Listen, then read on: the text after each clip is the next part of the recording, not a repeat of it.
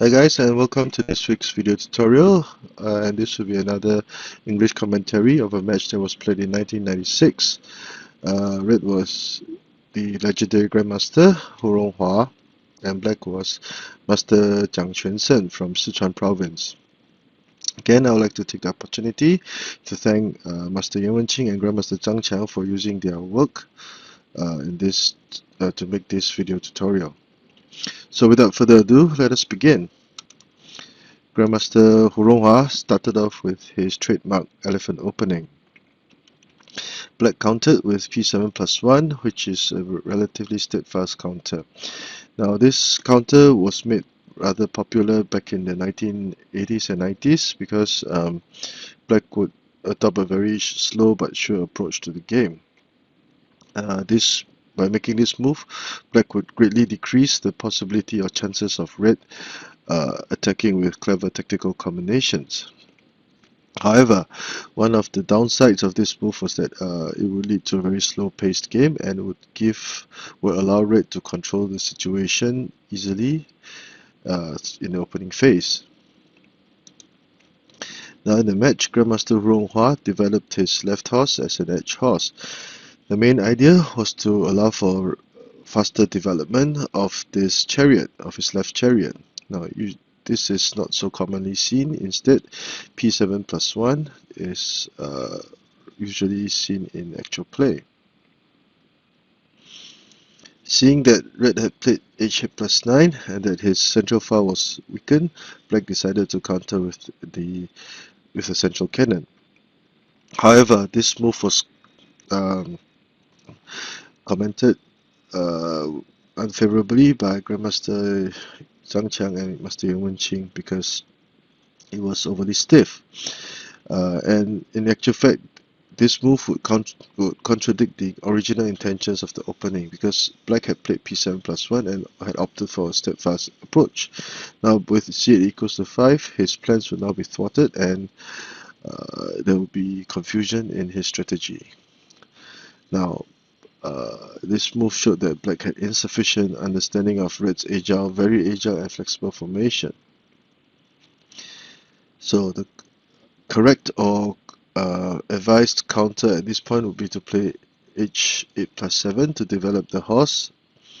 h8 plus 7 to develop the horse, as would be seen. Now, this would lead to a very slow-paced game and even a war of attrition. But Black would not lose so quickly. And Red chose to protect the central pawn with the elephant eye horse. And Black continued with r9 plus 1 to try to slow down the development of Red's pieces. Black countered with r9 plus 1, targeting the horse. And Red chose to develop his chariot immediately, targeting this pawn. This should be a very focused counter.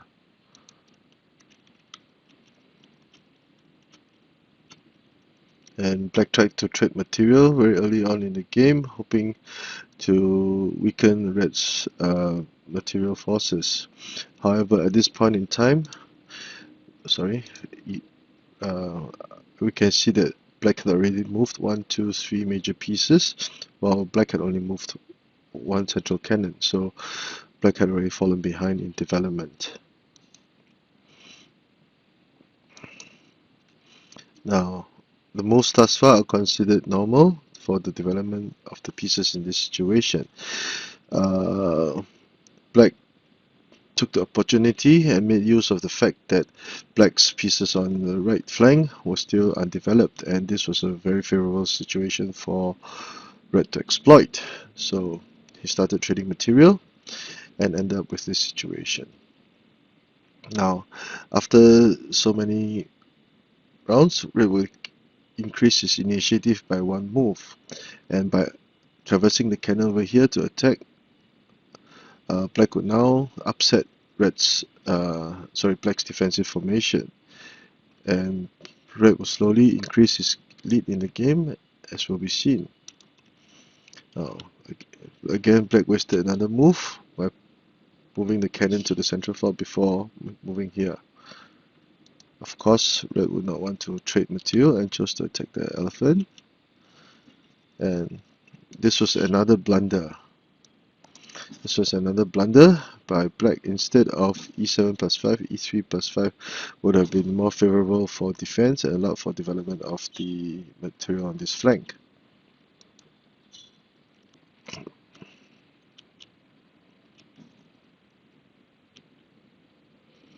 Now, as can be seen on this situation here, it would appear that there was nothing much going on at this point in time.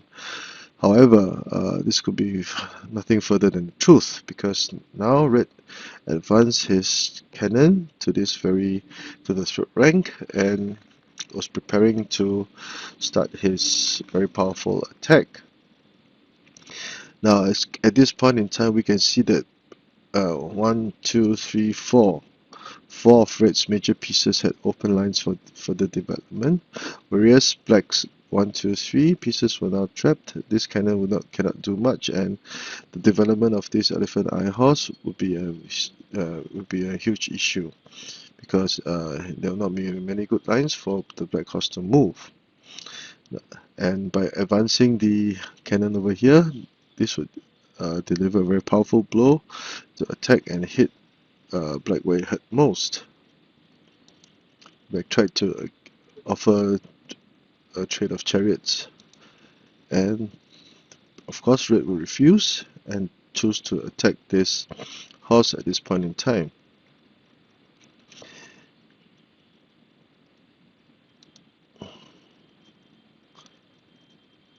Now in the match, faced with red attacking the horse, black chose to defend in this manner. This would be a pseudo sacrifice, because if let's say black captured the horse, black would gain back lost material with this cannon pin. So in the match, black played r4 plus 1, and of course red was aware of this possible tactic by black and chose to advance his chariot, strengthening his grip on black's on the board. Now, by advancing the chariot to this position, this would be a very nice positional play. The development of all of black's pieces will now be in deep trouble, because the chariot cannot move to the riverbank, and there will not be any good lines for black to move. And this move severed any potential attacks by black. Black defended, and again red applied more pressure as he continued to squeeze the black horse. Now the time was now ripe for black to pull in the net and gain his bounty. b3 plus 1. Advancing the pawn would not be able to resolve the immediate crisis. Instead, black could have considered playing c7 equals to 9 to try to resist as best as possible. Black started to attack the horse,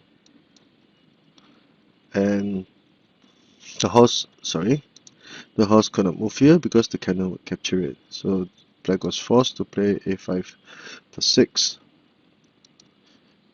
Trade of cannons, followed by capturing the advisor to gain material.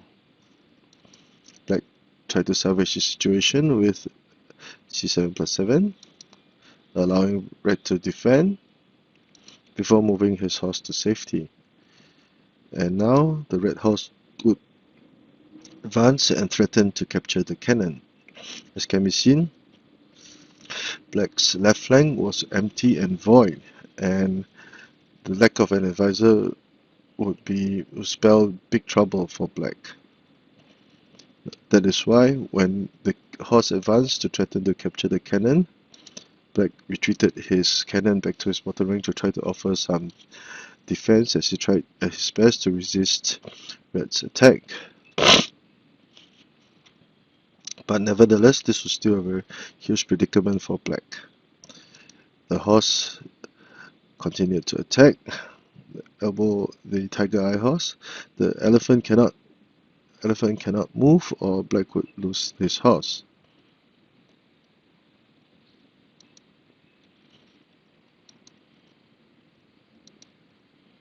Again, black tried to prevent the horse from advancing by advancing his cannon to block the horse. And it was at this point in time, red chose to push his central pawn forward. Now this was a very good move, as red continued to create open lines for more development of his pieces. Now this was a very good control, a good demonstration of control of the tempo of the game.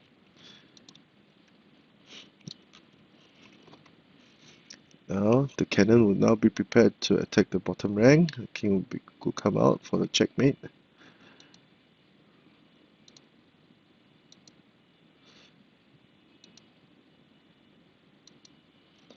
And black was forced to sacrifice yet another advisor to prevent the checkmate from happening.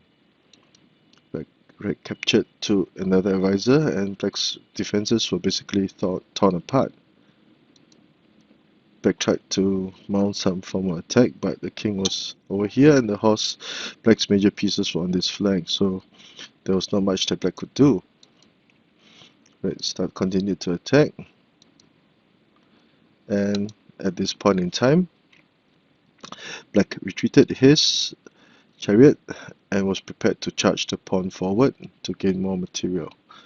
And seeing that there was no way to salvage the situation and that his defenses were torn apart, black finally threw in the towel and resigned. So this was the end of the match, and by the 30th ply. So let us review the game from the eyes of black. Elephant opening, pawn, and a questionable move with c8 equals to 5. EI horse,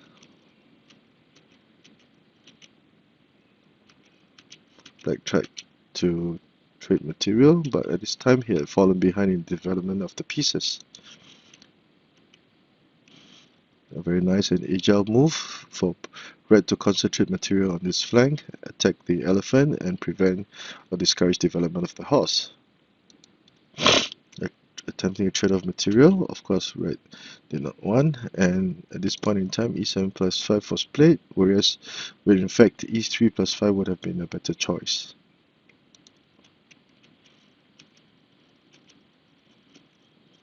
A very brilliant move, a very far-reaching move also. Trade of material, of course red would not want to, and red continued to squeeze black's material, but by denying black any development of the pieces. Protecting the horse, another squeeze, and red will now start to threaten to gain material, forcing black to lose his advisor. Check, and moving the horse to safety. But as can be seen, this flank was completely empty and very vulnerable to red's attack by the 3 major pieces over here.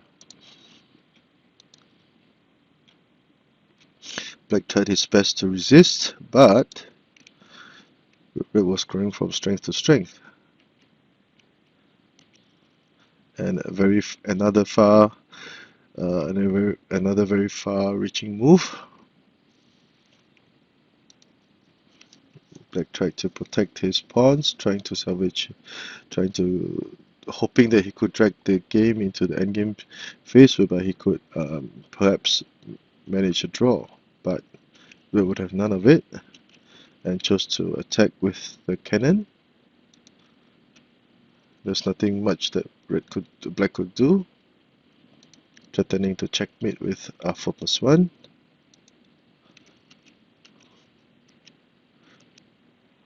was ready to gain material by retreating the cannon. Red was ready to gain material with r4 plus 4. Checked and then captured the horse.